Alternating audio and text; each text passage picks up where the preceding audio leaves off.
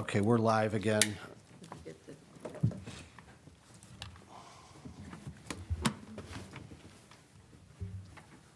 Is everybody ready?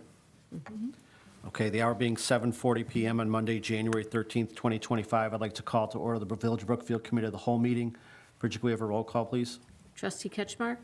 Here. Trustee Cote? Here. Trustee Hendricks? Here. Trustee Niramatsu? Here. Trustee Gahuli? Here. Trustee Kaluzny? Here. And President Garvey. Here. Thank you. The first item we have is a continuing discussion on a request for proposals for the provincial development at 3717 through 3723 Grand. As you recall, we previously discussed this at a previous committee of the whole.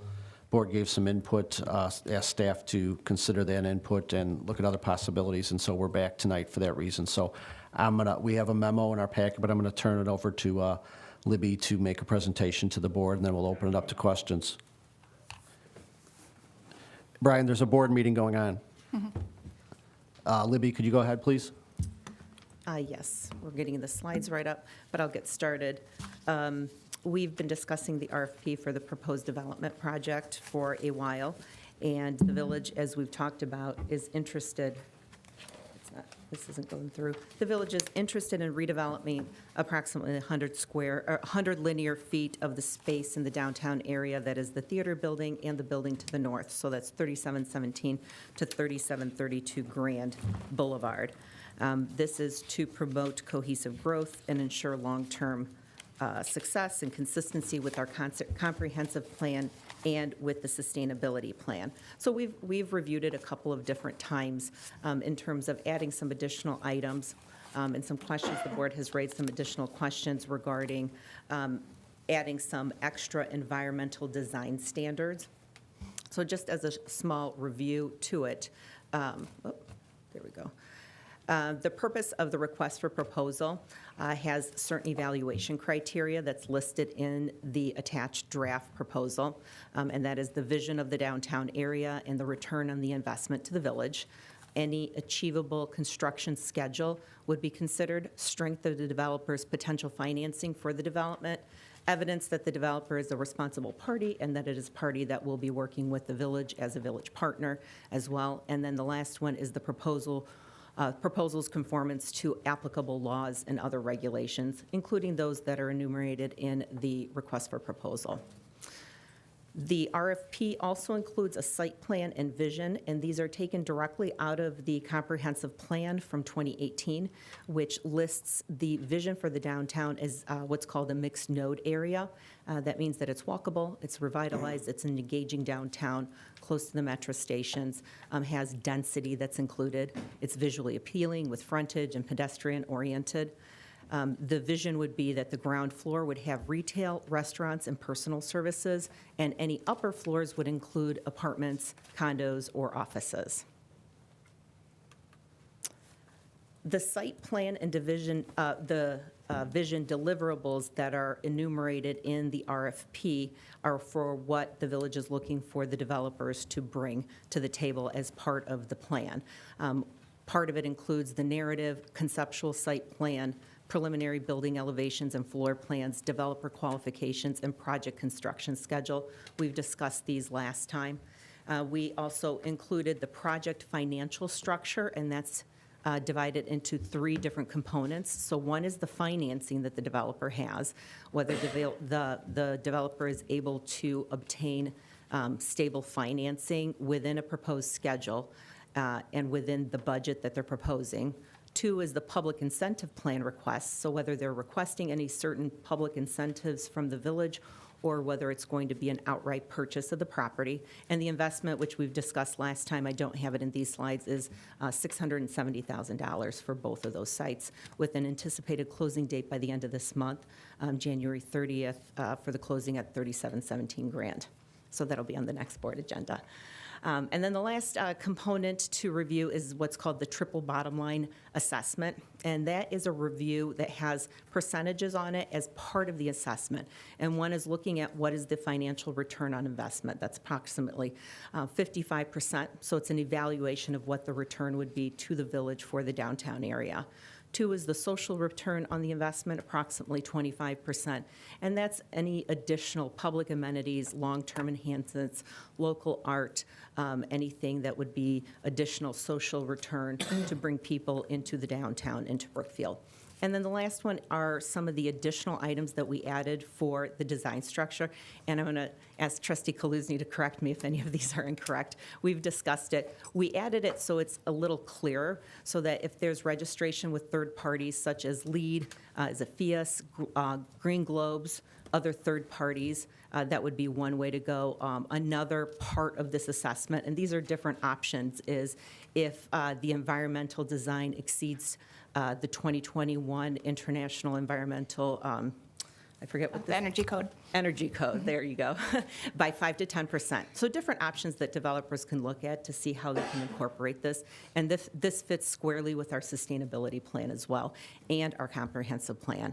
I'm also applying rooftop solar-ready construction, on-site renewable energy of at least 20%, incorporating elements of sustainability plan, and then any pursuit of electrification or electric-ready. So those are the additional items that were brought up last time that we included in the request for proposals. Any questions? Is that the wording that's within the, In the Our- proposal? yeah? It is. It's listed under environmental. It breaks it down a little more. I condensed it in the slide. And these are all ors. Right. So That's it's what I not, was gonna say, it's not so- and, but different or. options. Correct. And they're all kind of different levels of effort, but are all kind of related to the sustainability plan efforts under energy. Right. So in the proposal, it says the elements can be utilized to support the calculation. So there are additional environmental guidelines that a developer can bring that would, meet that 20% in terms of evaluating it. It's also to encourage developers to take that into consideration, and these are some viable options for them if they haven't already considered these. I don't know if this is for you or for Kaluzny. The, expand on the pursuit of electrification, electric-ready. Sure. So there's a lot of trends right now at the state and other local levels, including the Mayor's Caucus Environment Committee that we're on, and the C4, the Cross Community Climate Collaborative, that are talking about this trend toward electrification of buildings. So if it ever were to change that the state energy code or other energy codes went to an electrification, having an electric outlet within 3 feet of a gas line so that you could switch over that appliance or switch over that utility. Eventually, that's what electric ready means, so that you can not have to break through the walls and do a bunch of additional construction, but your electric panel has enough power to it to support future electrification of appliances. Okay, thank you. I wasn't sure if it was, so you have the choice of gas or electric. It's similar to solar ready, so you're not putting the solar panels up, but you're making sure the wiring and the support and the structure is there for a future solar installation. So you don't, again, have to tear things down to put that up in the future. Okay, thank you. Within, there's a typo, before it goes out, it's solar, correct? SOAR? Right, yes. So this is just the draft. Okay, so. Not going it out was yet. C, 3C, within there. It has SOAR ready. Oh, that would not be correct. I want to say that I really appreciate all the staff time that's gone into this and all the time that the EDC has spent helping to review this and make it better. I think that it is really going to go a long way to help make sure that this property that has a lot of interest from the community is going to be used to its highest potential. Thank you. There was something you had in the memo, and I'm not sure if this is the wording that's incorporated in the RFP. When it talked about any commercial space must be utilized actively throughout the week with operations open to the public beyond weekends and evenings to ensure daily engagement, et cetera, et cetera. Is that wording in the RFP? And if so, what does that mean? What if you have a restaurant that's not open in the morning? It's not really for a restaurant that's not open in the morning. It's really for any type of venue space that's not open during the week and during regular business hours. And that is included in the RFP. It was one of the items that were discussed when we initially talked about different components for the RFP and what would be the highest, what's called the highest and best use of that space. Right, so is that wording in the RFP somewhere? Because, I mean, what you have in the memo says, any commercial space must be used actively throughout the week. Yeah, so I do have that on page 7. Any commercial space must be utilized actively throughout the week with operations open to the public beyond weekends and evenings to ensure daily engagement and maximum use of the prime downtown space. So is that the wording we want, though? Because, like I said, going back to the restaurant, a restaurant is a commercial. You know, I mean, if someone's reading this, are they reading that that's not what we want? Well, they would be reading that they need to be open during regular business hours. So if it's a restaurant that's only open in the evenings, then it would really be up to the board if that is the highest and best use for a space in the downtown area. And that can certainly be changed if that is, if It that's. seems like the wording on that, I mean, we're basically saying you have to be open all day, every day, and the weekends too, for what we're looking for. I mean, No, not on weekends. It's normal business hours during the week.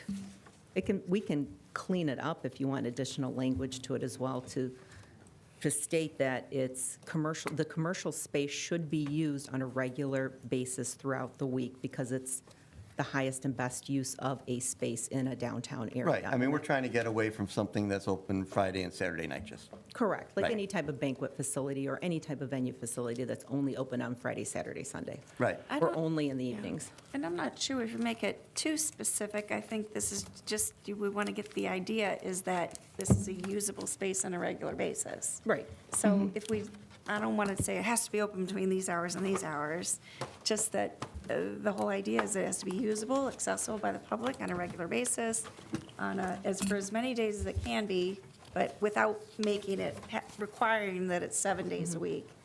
I think if we just get that kind of general idea, then Right. I'd rather leave it a little more open like that to see what kind of responses we get. And certainly, that's certainly an option. Some of these RFPs for different spaces do use that kind of limiting language because it weeds out certain developments that are not desired. If that's the desire, and if that's the highest and best use of the space, then certainly, we can adjust that. Yeah, I mean, I'm okay if it's not something that's open at 11 every day. If it opens by 5, 5 days a week or 6 days a week, I think that is what a lot of the businesses on Grand tend to be also, if they're restaurants. I think we're all talking about the same thing. Right. It's just that if you're reading this, if you're a potential developer reading this, maybe you think you're precluded from what we want because of the way it's worded. So if the desire is to open it up more so that a space doesn't have to be open during normal business hours, we can certainly add that in there. Like I said, in researching all the different RFPs, and I've reviewed a number of them, it really depends on what the desire of the board is and what comports with the comprehensive plan in terms of what's the highest and best use. That language is used, but it can certainly be taken out as well. If the desire is, if it's okay to have a space that's open, 5 to 11, in the evening, we can use that. If you're looking to get developers to attract business that has those kind of working hours. And if the desire isn't to have that, to have something open more during the week, then we can include it in. Well, and it is a RFP, so we don't have a project in front of us that we're picking right now, per se. No, we haven't even disclosed the RFP. Right, so this It's is not an public yet. RFP, Right. so I mean, maybe some of this is, worked out when hopefully we're picking and choosing amongst different proposals, It can be. I think agree, to but- that point, that if we were more general, I mean, I agree with not being so limiting in terms of that it has to be open certain days or certain hours. I mean, clearly, I don't think any of us want something just to go open Fridays, Saturdays, and Sundays, but I'd rather err on the side of getting more proposals, and we could weight them in whatever way we want. If one of the proposals is someone that's only going to be open certain hours or certain day, we can weigh that in as opposed to cutting off those things. I understand where staff's concerns are coming from about the type of business that we might want to attract or what we want on the, at least the first floor or something like that going forward. But I'm just afraid if the language is too limiting, it would deter the number of proposals, is the thought. We can I certainly agree. broaden it. I agree with broadening, making the language more flexible. I don't want to come in and then evaluate on a different criteria and say like, well, we wanted them to be open during the day. I think that if we're making it more flexible, then our evaluation criteria needs to have that same Sure, flexibility. if that's the will of the board to have that, we certainly can include that in there. For example, we do have, a couple of spaces, and we get calls routinely for the downtown for different venue spaces. There's one already down there that's only open in the evenings and primarily only on weekends. So if the desire is to have, more of those types of facilities, or at least encourage developers with more of those facilities, we can broaden this. Maybe it just comes down to taking out the word must and saying encouraged, saying that this is encouraged. Can or yeah, we can put encourage. Yeah, I'm not sure, that's a good suggestion. I wasn't offering alternative language, and I realized that was a problem, but I think Trustee Ketchmark said we kind of all know some idea what we want, but, and we don't, I don't think we're going to want something that's not open on a regular basis or not open, but I mean, in terms of saying what hours and days and limit, I We can broaden just that. think somewhere in between, at least at this point, we're looking for the flexibility to get more applicants in. Certainly.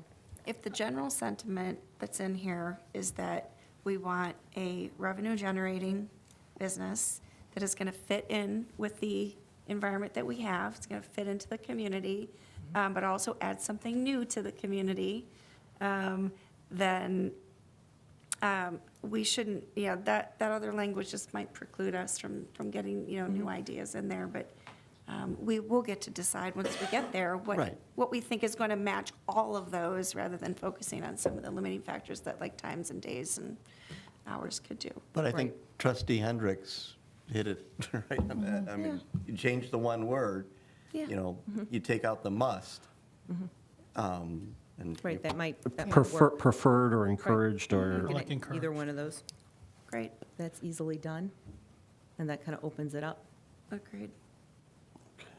other questions or comments? I had a question about how the financial return on investments, I mean, and, if this isn't the proper venue for that in terms of how that's going to be graded, is it, that could be a very tenuous analysis in terms of like, if the property's going to generate a certain amount of sales tax itself, or if it's a type of business that might, by its nature, not have as much sales tax itself, but might cause other neighboring businesses to have a boost in sales tax if it's something that pulls people to the town. If we went back to the idea of some type of theater or attraction space that might not have the top line sales tax revenue, but it would clearly attract people to the town every night of the week, or, and then weekends and every night, and then cause an increase in sales tax, in theory, to the neighboring business, bar, restaurants, or might encourage other bar, restaurants type thing. Is there a formula for the financial return on investment that's set in stone, or is that kind of an amorphous thing where you could look at it different ways? It's a little bit amorphous. That's why those percentages are included. It's kind of a guideline, a guidepost for it, for how you can evaluate it. So the financial return on investment, that is more of a dollars and cents, so a straight, how much property taxes, how much sales taxes coming and being revenue generating specific to that development. The additional component of how that development could also affect sales tax from to other businesses can be included in that. The social return is a separate component. Sure. In terms of, how much density would you be bringing in, or how many additional people would be coming in, and what would that in turn calculate towards any type of revenue. And that's where, I understand, and I like the social return on investment part being in there, and I view that more providing a service or services or an attraction to Right. residents that we don't have. And, there is benefit to having arts and other programs. So I figured that Absolutely. that's what that social return on investment was, but I Right. wanted it to be open to the possibility that, a financial return on investment could be a property that attracts other people. We do have existing restaurants and bars that if there were activities or events every night of the week, they would then at least give the opportunity for those businesses to thrive even more or maybe expand because there's more of a customer-based base in the immediate area, and it might lead to another, Right. business type thing. And that would fall under the financial return on investment, 55% under the triple bottom line assessment.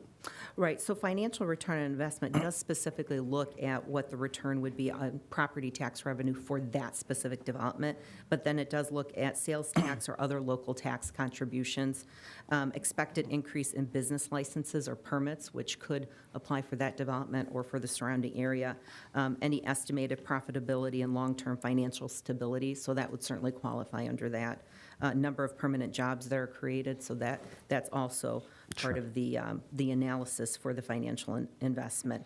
And those are outlined in the RFP too. And then whether sales, or whether tax incentives or abatements are requested, that's part of it. So that's more of a strict dollars and cents. And then any anticipated rate of investment from village-provided income.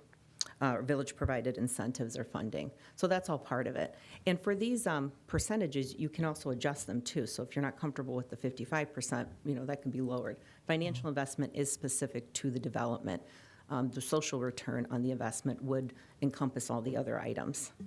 So you can adjust. Yeah, I don't the necessarily have a percentages. problem with the percentages as listed. I mean, we have spent village funds to acquire these properties, and we have staff time at a time, so we are supposed to be and plan to be responsible with the village funds, but, I didn't have a specific concern with the breakdown of the percentages as they're distributed there, unless any board members did.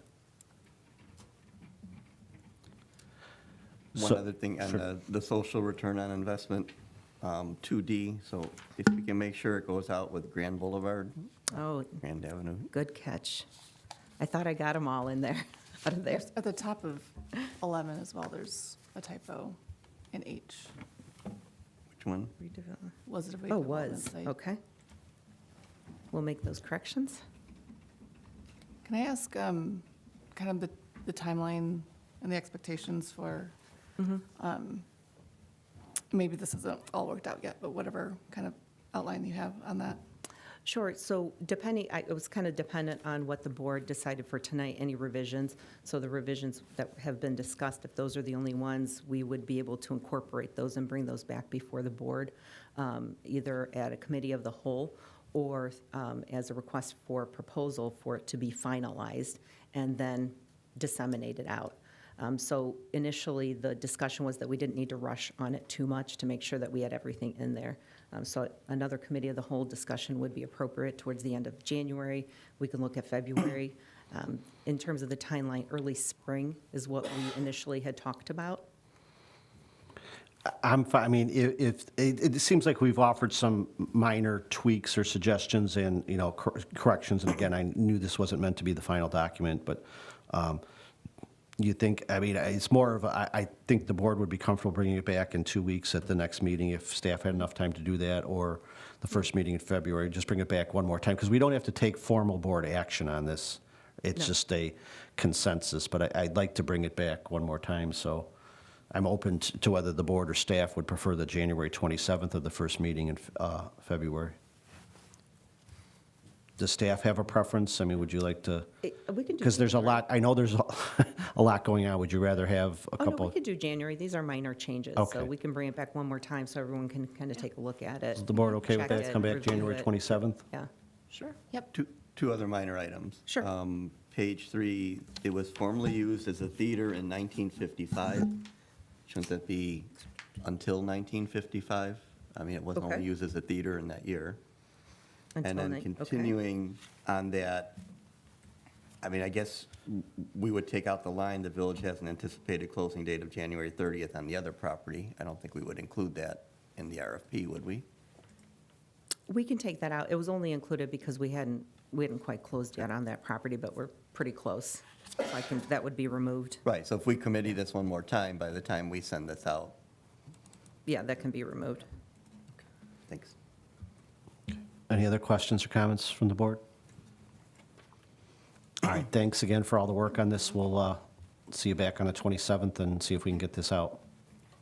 Thank you to everybody that worked on it. Okay, the last item we have for discussion is regarding the renewal fee for persons with disability parking permit holders. The board asked staff to review the policies and the fees for the handicap placards that were in place. And as you can see, Chief did a very detailed memo explaining about past practices, what is done, what needs to be done going forward, and what his recommendations are. So, Chief, if you want to kind of summarize your memo or presentation for the members of the public, and we'll open it up, see if the board has any questions. Sure. Again, thank you, President Garvey and the Board Trustees for a few minutes here. As President Garvey mentioned, the background is from the public comment. And so there's regarding an intended recent practice of instituting a renewal fee of $25 in conjunction with the re-verification of the need for a persons with disabilities permit request. As you know, the Persons with Disabilities Parking Permit Ordinance has been in place to support residents with disabilities by providing on-street designated parking spaces near their residence. The ordinance ensures equitable access and enhances the quality of life for those in our community with mobility challenges. The reason this was brought forward and the discussion that's, to bring forth to you today was regarding the cost and labor associated with issuing and maintaining persons with disability parking permits. There's, as you probably well know, there's administrative costs, staff time required to process and approve permit applications. There are public works related costs, installation of the signs, which we have, updated, numbers to confirm that it's $160.96 per location, which includes materials and labor. And then the new part to this is the curb painting proposal, and that's to enhance the visibility and enforceability of designated spaces. The Police Department and Public Works Department recommend annual curb painting near these signs at an estimated cost of $61.68 per location, which would take place annually, either to refresh or even to repaint, one and I guess the same. This measure minimizes the potential for costly violations by clearly marking where these spots begin and end. As you saw in your memo, the review with other municipalities shows that we are, we align with the standard practice of other municipalities. And so, once again, just that is the proposal as far as implementing and permitting the annual renewal fee as authorized under Village Code, by utilizing the collected fees to offset administrative processing, signage installation, and then the continued maintenance, which is what we're intending to do moving forward. As I last time to say it, the resident impact would be $25 per year, per application, and then per year. And if the board supports, we would move forward with ensuring that curb painting takes place as well. Thank you. Thank you, Chief. And when you said you compare it to neighboring towns, it is true. But I mean, the installation charges in neighboring towns are significantly higher. And, I appreciate the breakdown from Public Works as to what the initial installation of the sign itself and the cost of putting it in, because I think Julie locates and everything are needed for these, and there is staff time in installing the initial one. So, you install an initial sign for $160 approximately, and $61 with the painting, and we're charging $25. This all came up basically because someone was concerned about the $25 per year renewal application fee. But Chief's memo did a very good job of explaining why we need to do that. These things, by their nature, don't go on forever, and we've found that some of them continue to stay up long after they're not needed. And all these things take staff time to find out that they're down or to have them removed. So I think, as you will see, the request from staff is very reasonable. It doesn't even incorporate or recapture all the costs involved in this, but this is an area where we can provide services to certain residents at a kind of a reduced rate. But I think clearly we have to charge the $25 per year renewal of the application. Chief, could you clarify the first point there of the over 100 signs, only 69 remain? So these are people who had requested these in the past? Do we know they're no longer needed, or what does that mean? Yes, Trustee Kesmark, it refers to the fact that in our recent review, we reduced by going and physically checking the locations, those locations were were now absent those additional signs. So it was determined that it was now 69 So did we take signs. those signs out then? They were already removed. Okay. And then, So we had a record of those, of 100 that they had, okay, doing a visual inspection, okay. Got it. and we're currently charging the $25, so the renewals we've had have paid that, correct? The renewals that have come in, yes. Right, okay. All right, thanks. Any other questions or comments from the board?